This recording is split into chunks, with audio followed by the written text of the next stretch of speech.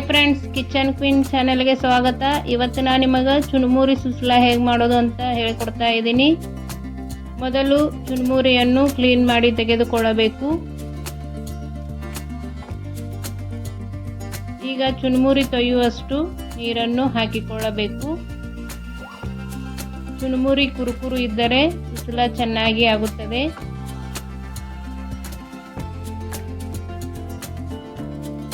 ಬೆಳಗಿನ ತಿಂಡಿಗೆ 10 ನಿಮಿಷದಲ್ಲೇ ರೆಡಿ ಮಾಡಿ ಕೊಡಬಹುದು. ಈ ರೀತಿ ಚುರುಮುರಿ ತೊಯ್ಯುವಷ್ಟು ನೀರನ್ನು ಹಾಕಿ ಚುರುಮುರಿಯನ್ನು ಅದರಲ್ಲಿ ನೆನೆಸಿ ತೆಗೆದುಕೊಳ್ಳಬೇಕು. ಚುರುಮುರಿಯನ್ನು ನೀರಿನಲ್ಲಿ ಬಹಳ ಟೈಮ್ ಬಿಡಬಾರದು.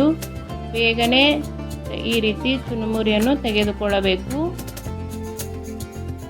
ಚುರುಮುರಿಯಲ್ಲಿರುವ ನೀರನ್ನು ಬಸೆದು ಚುರುಮುರಿಯನ್ನು ತೆಗೆದುಕೊಳ್ಳಬೇಕು.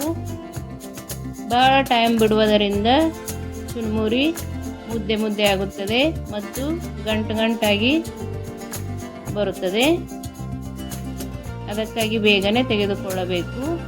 ಈಗ ಒಗ್ಗರಣೆ ಮಾಡಿಕೊಳ್ಳೋಣ. ಗ್ಯಾಸ್ ಮೇಲೆ ಒಂದು ಕಡಾಯಿಯನ್ನು ಇಟ್ಟುಕೊಂಡು ಅದಕ್ಕೆ ಎಣ್ಣೆಯನ್ನು ಹಾಕಿಕೊಳ್ಳುತ್ತೇನೆ. ಎಣ್ಣೆ ಕಾದ ನಂತರ 1 ಸ್ಪೂನ್ ಸಾಸಿವೆ, 1 ಸ್ಪೂನ್ ಜೀರಿಗೆಯನ್ನು ಹಾಕಿಕೊಳ್ಳಬೇಕು.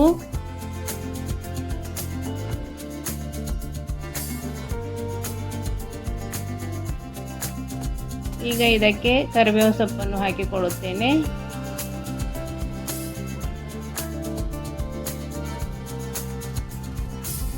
ಈಗ ಈರುಳ್ಳಿಯನ್ನು ಹಾಕಿಕೊಳ್ಳೋಣ.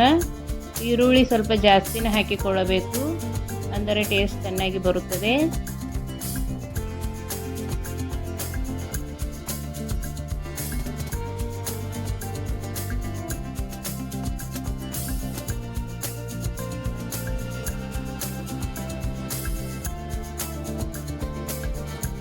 ಈ ರೀತಿ ಚೆನ್ನಾಗಿ ಫ್ರೈ ಮಾಡಿಕೊಳ್ಳಬೇಕು.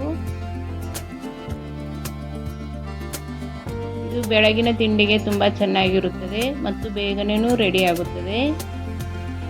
ಒಂದು ಸಲ ಟ್ರೈ ಮಾಡಿರಿ. ಯಾರಾದರೂ ಮೊದಲನೇ ಸಲ ನನ್ನ ವಿಡಿಯೋ ನೋಡುತ್ತಿದ್ದರೆ ಸಬ್ಸ್ಕ್ರೈಬ್ ಮಾಡಿಕೊಳ್ಳಿರಿ ಮತ್ತು ಪಕ್ಕದಲ್ಲೇ ಇರುವ ಬೆಲ್ ಐಕಾನನ್ನು ಪ್ರೆಸ್ ಮಾಡಿ. ನಾನು ವಿಡಿಯೋ ಹಾಕಿದ ತಕ್ಷಣ ನೋಟಿಫಿಕೇಶನ್ ಬರುತ್ತದೆ. ಈಗ ಇದಕ್ಕೆ ರುಚಿಗೆ ತಕ್ಕಷ್ಟು ಸಾಲ್ಟನ್ನು ಹಾಕಿಕೊಳ್ಳೋಣ.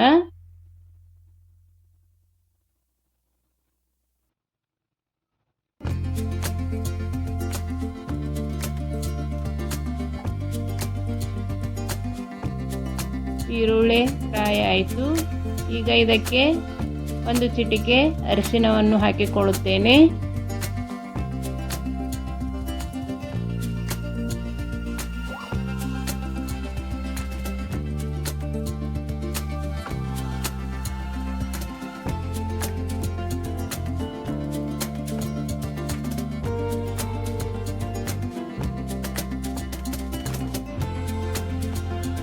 ಈಗ ಚಿಲ್ಲಿ ಪೇಸ್ಟನ್ನು ಹಾಕಿಕೊಳ್ಳುತ್ತೇನೆ.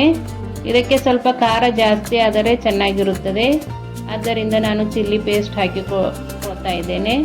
ನಿಮಗೆ ಖಾರ ಭಾಳ ಆಗುತ್ತದೆ ಅಂದರೆ ಹಸಿಮೆಣಸಿನಕಾಯನ್ನು ಕಟ್ ಮಾಡಿ ಹಾಕಿಕೊಳ್ಳಬಹುದು.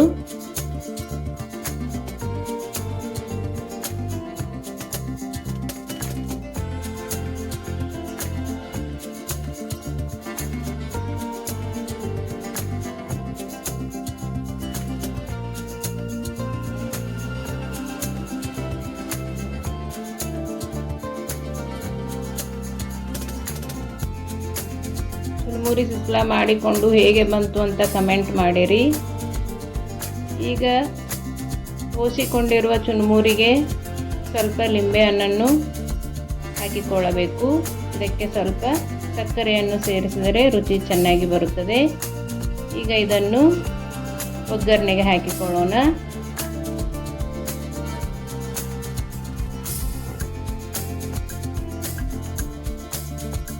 ಈಗ ಇದನ್ನು ಚೆನ್ನಾಗಿ ಮಿಕ್ಸ್ ಮಾಡಿಕೊಳ್ಳೋಣ.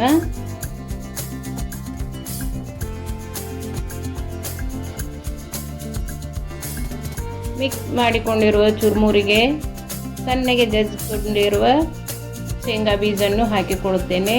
ಹೀಗೆ ಜಜ್ಜಿ ಹಾಕುವುದರಿಂದ ಟೇಸ್ಟ್ ಚೆನ್ನಾಗಿ ಬರುತ್ತದೆ. ಈಗ ಸಣ್ಣಗೆ ಕಟ್ ಮಾಡಿಕೊಂಡಿರುವ ಕೊತ್ತಂಬರಿ ಸೊಪ್ಪನ್ನು ಹಾಕಿಕೊಳ್ಳುತ್ತೇನೆ. ಈಗ ಚುರುಮುರಿ ಸುಸಲ ರೆಡಿ ಆಯಿತು. ನಾನು ಮಾಡುವ ಅಡುಗೆಗಳು ನಿಮಗೆ ಇಷ್ಟವಾದಲ್ಲಿ ನಮ್ಮ ಚಾನಲನ್ನು ಸಬ್ಸ್ಕ್ರೈಬ್ ಮಾಡಿ, ಶೇರ್ ಮಾಡಿ, ಲೈಕ್ ಮಾಡಿರಿ. Thank you.